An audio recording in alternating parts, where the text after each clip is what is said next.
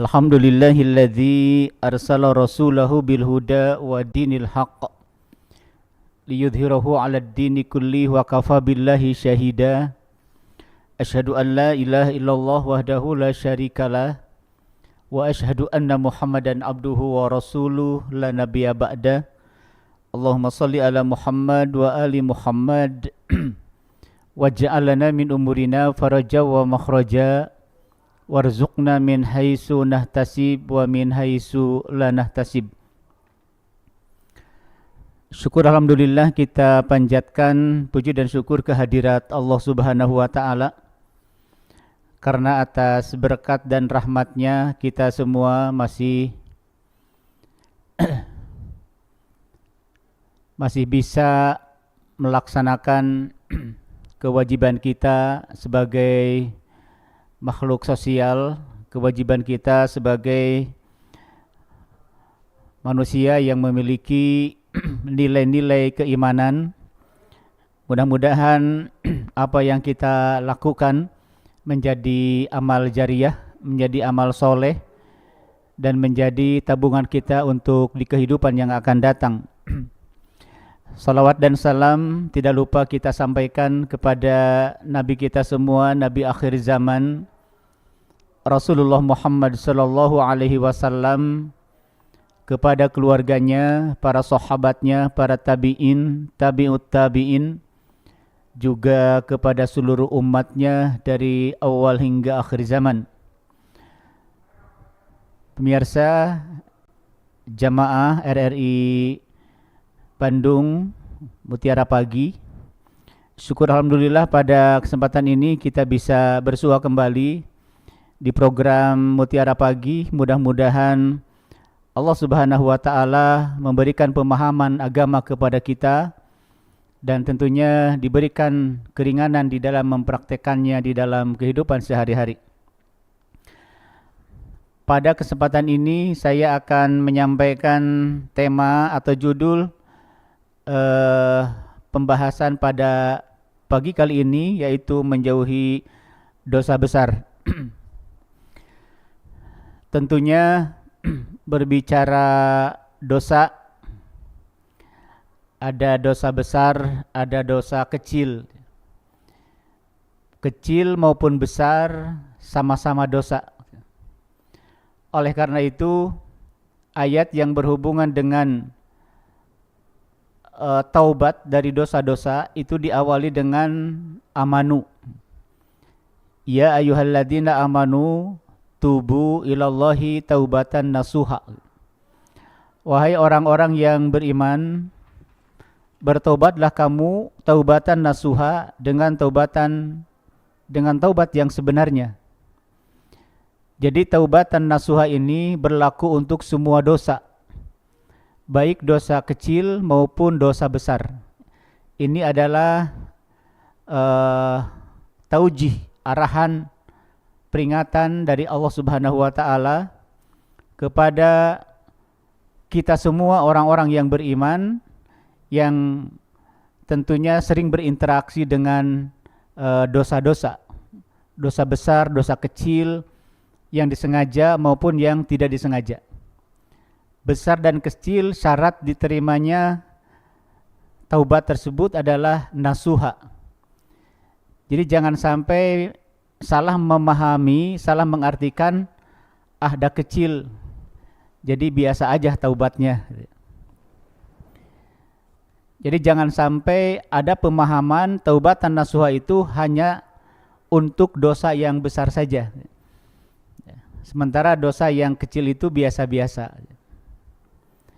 Nabi Adam alaihissalam dengan doanya Rabbana dzalamna anfusana wa illam taghfir lana wa tarhamna lanakunanna minal khosirin, itu bukan doa biasa, ya, tetapi doanya betul-betul doa yang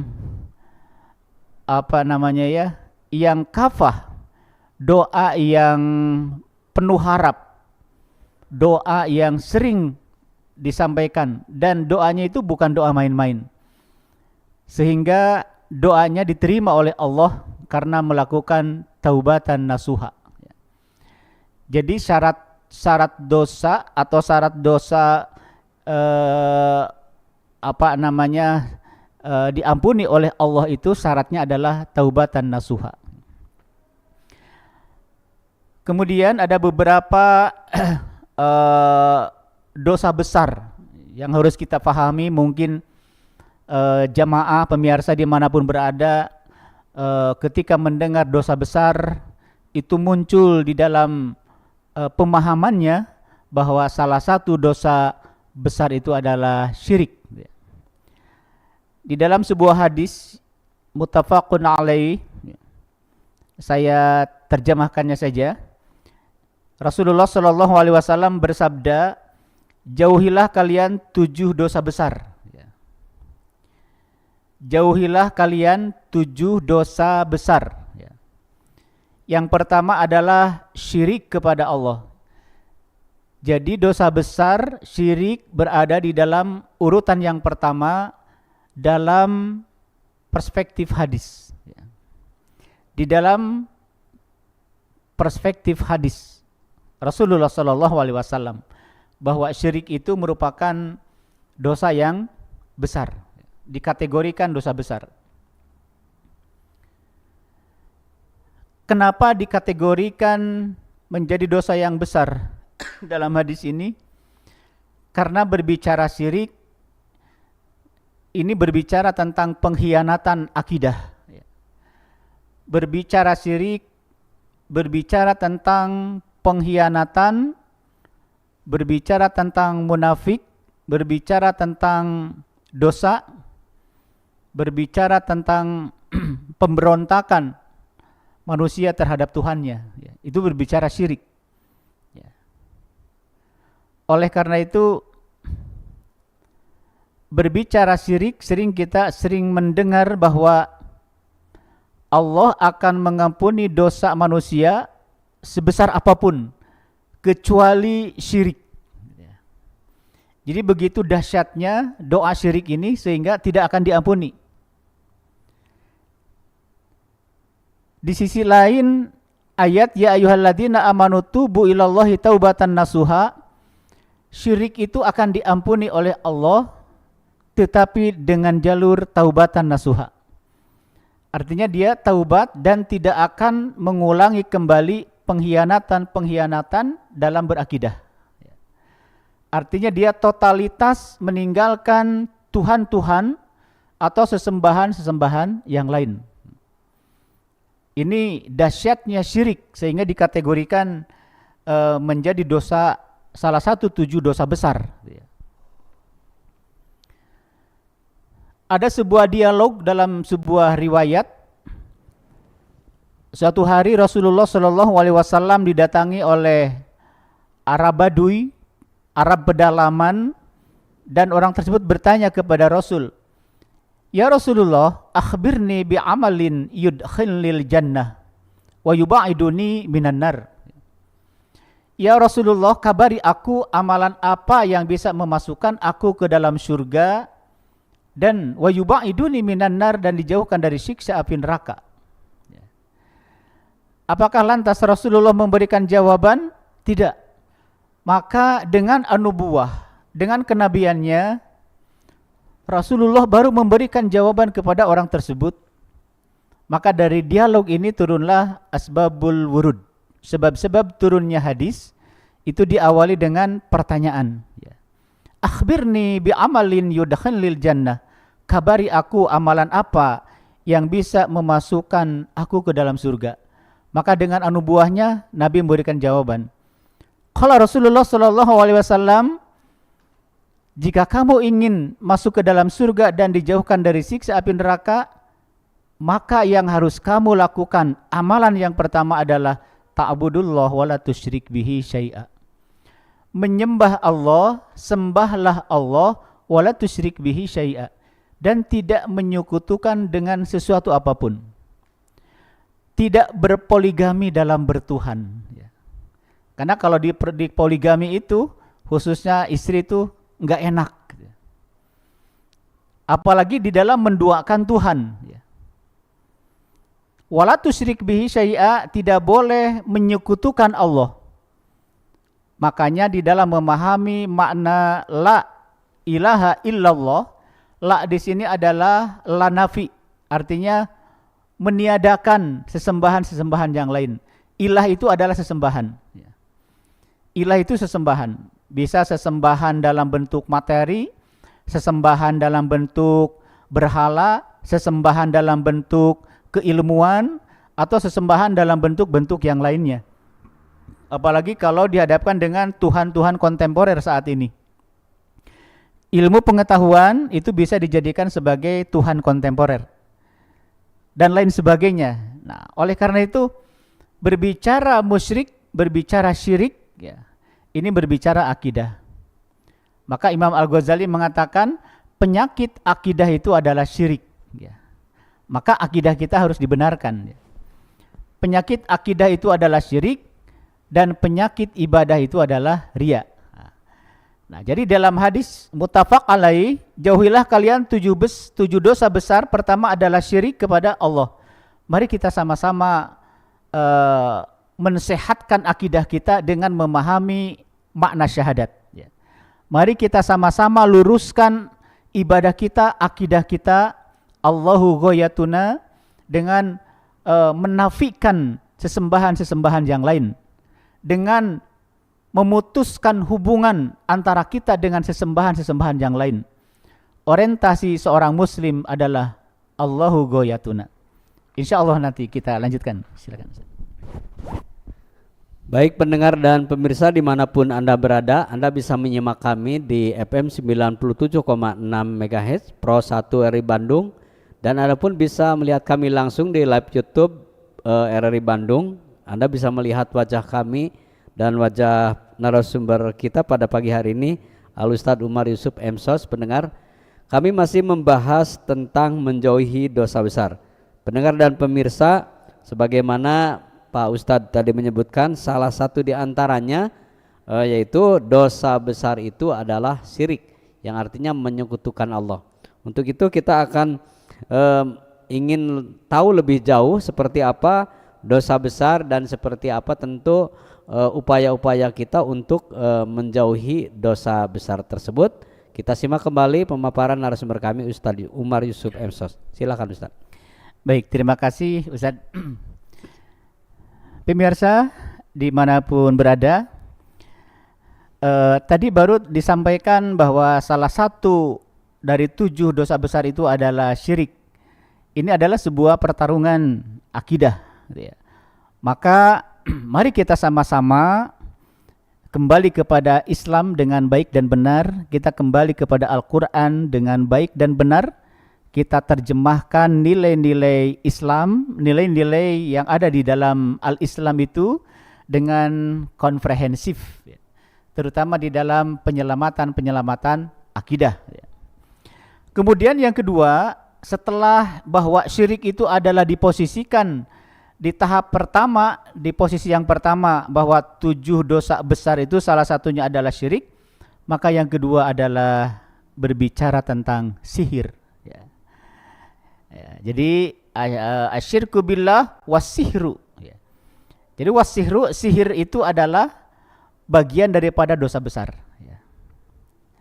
Ya, tentunya kalau mendengar kalimat sihir, ya, biasanya sihir itu dikomandoi gitu ya. Dikomandoi oleh orang-orang yang memiliki ilmu hitam, Pak Haji ya. Yang memiliki ilmu hitam. Jadi tidak semuanya ilmu itu baik gitu. Kalau istilah di masyarakat itu ada ilmu hitam, ada ilmu putih gitu ya. Nah, ilmu hitam ini berhubungan dengan sihir ya. Ada dalam buku sihir yang halal gitu ya. Wah, apa tuh sihir yang halal gitu? Sihir yang halal itu adalah silaturahim ya. Jadi dengan kekuatan silaturahim sehingga orang itu terpesona, terpana, itulah sihir yang halal. Ini yang menjadi persoalan adalah sihir-sihir yang tidak halal, sihir-sihir yang dilarang oleh agama. Mudah-mudahan sebentar lagi pilkada kita tuh ya, itu tidak melibatkan ahli-ahli sihir gitu ya, karena ini tidak bisa dipisahkan gitu ya. Bisa jadi misalnya ketika ingin memenangkan menjadi orang nomor satu dimanapun itu berada, itu melibatkan hal-hal yang tidak baik, yang dilarang oleh agama. Gitu ya. Dan sihir ini menjadi sebuah permainan ya, di dalam perpolitikan, di dalam bermasyarakat, bahkan di dalam pembangunan ekonomi, pengusaha-pengusaha dan lain sebagainya. Ini sangat berbahaya ketika kita berbicara tentang sihir gitu ya. Karena ini berbicara tentang berbicara tentang ilmu hitam. Ya, berbicara tentang ilmu-ilmu yang dilarang, yang tidak disyariatkan atau yang bertentangan dengan syariat Islam. Maka as-sihru ini harus dilarang. Tentunya pada zaman Nabi Sulaiman itu muncul ya wanita-wanita tukang sihir gitu ya. Tukang teluh mungkin sekarang, ada tukang santet dan lain sebagainya. Makanya untuk teman-teman jamaah pendengar, pemirsa dimanapun berada, bisa didawamkan nih zikir ma'rifat untuk mengantisipasi serangan-serangan sihir yang bertubi-tubi. Allahu ma'i, Allah bersamaku. Allahu syahidi, Allah menyaksikanku. Allahu nadhiri, Allah melihatku. Kalau Allah sudah bersama kita, itu menjadi sebuah benteng dari serangan-serangan yang seperti ini. Nah, sehingga di dalam hadis ini sihir itu menjadi salah satu dosa besar, dikategorikan dosa besar karena ini tidak disyariatkan, tidak dibenarkan di dalam ajaran Islam gitu ya. Tidak dibenarkan dalam ajaran Islam, sehingga as-sihru ini menjadi salah satu 7 dosa besar di dalam sebuah hadis. Kemudian yang selanjutnya adalah wa qatlun nafsil lati haramallahu illa bil haqq. Maka sihir yang selanjutnya, 7 dosa besar yang selanjutnya adalah membunuh jiwa yang diharamkan Allah kecuali dengan cara yang benar. Nah, ini berhubungan dengan misalnya penyembelihan gitu ya. Penyembelihan hewan kurban atau hewan-hewan. Bahkan ada etika-etika itu di dalam Islam itu bagaimana cara menyembelih kambing. Misalnya etikanya matanya ditutup gitu kan. Kemudian membaca lafaz-lafaz la ilaha illallah wallahu akbar, atau membaca takbir, membaca kalimah-kalimah tauhid sehingga hewan yang kita sembelih itu ridho, ikhlas gitu ya, disembelih, terutama di ketika penyembelihan hewan kurban gitu ya. Karena itu syarat dengan nilai-nilai ibadah. Orang-orang yang menyembelih tanpa dengan lafaz-lafaz Allah ini termasuk kategori 7 dosa besar. Jadi orang yang menyembelih hewan asal menyembelih tanpa membaca basmalah, tanpa membaca kalimah-kalimah tauhid, itu menjadi persoalan. Artinya dilarang, termasuk yang dilarang oleh agama. Oleh karena itu di dalam kurban misalnya, itu biasanya ada penjagal. Itu bisa dipanggil terlebih dahulu bahwa setiap penjagal itu harus diajak musyawarah dulu bagaimana menyembelih hewan itu dengan berdasarkan syariat Islam. Masih banyak sekali ya, ini baru 2. Kemudian selanjutnya 7 salah satunya 7 dosa yang besar itu adalah memakan harta anak yatim, kemudian lari dari medan perang. Ketika sedang berperang kita lari terbirit-birit gitu ya. Kemudian menuduh berzina terhadap wanita yang suci. Dan sementara ketika seseorang menuduh itu harus ada saksi dan lain sebagainya. Pemirsa dimanapun berada, demikian 7 dosa besar ya yang sangat luar biasa berdasarkan dalam sebuah hadis. Ini mudah-mudahan ini menjadi catatan bagi kita semua. Ya, Ustaz. Baik pendengar dan pemirsa dimanapun Anda berada, Mutiara Pagi dari Bandung tentang menjauhi dosa besar. Begitu banyak pemaparan yang bisa Anda renungkan atau mungkin juga menjadi catatan kita bahwa hati-hati dengan dosa besar, karena selain syirik, dosa besar itu akan menguras amalan kita dan Allah tidak akan mengampuninya kecuali dengan taubat nasuha. Satu kata terakhir Ustaz, pesan untuk menghindari dosa besar di kesempatan yang baik ini? Silakan. Bismillah. Innal hasanati yudhibna sayyiat. Al hasanat di sini adalah kebaikan. Kebaikan itu bisa menghapuskan dosa-dosa. Al hasanat dalam ayat ini diawali dengan sholat 5 waktu. Dengan komitmen konsisten melaksanakan sholat 5 waktu, yudhibna sayyiat, itu akan menghapuskan dosa-dosa. Baik itu dosa kecil maupun dosa besar yang disengaja maupun tidak, tetapi harus dengan kafah dan taubatan nasuha. Demikian.